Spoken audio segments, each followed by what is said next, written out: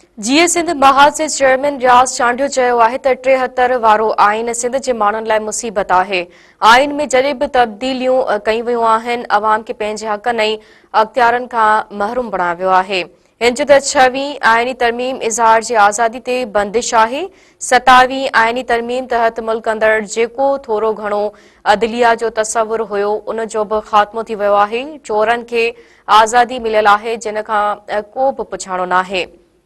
जीए सिंध महाज जे chairman रियाज़ चांडियो 20 ॾींहं अॻु रतो देरो जे शाह लतीफ़ पब्लिक पार्क मां अगवा करे बेदर्दी सां घुटा ॾेई क़तल कयल मासूम नींगर हसनैन हाजाणो जे वालिद ख़ानगी टीवी जे कैमरामैन फारूक हाजाणो सां ताज़ियतनि बाद मीडिया सां ॻाल्हाईंदे चयो त पंजाब जे उहा तारीख़ रही आहे त उन्हनि खे आज़ाद अदलिया बराबरी जे फेडरेशन ऐं बाइख्तियार पार्लियामेंट नथी वणे। आइन खे बिगाड़ण ऐं बर्बाद करण उन्हनि जी डिघी तारीख़ रही आहे। हिन जो त जल्द नाइंसाफ़िन ख़िलाफ़ जीए सिंध महाज पारां सियासी जदोजहद जो ऐलान कयो वेंदो।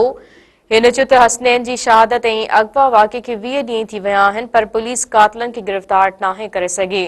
इन्हनि ज़िम्मेवारनि खां मुतालबो कंदे चयो त हसनैन जे कातिलनि खे जल्द गिरफ़्तार करे वारसनि सां इंसाफ़ कयो वञे।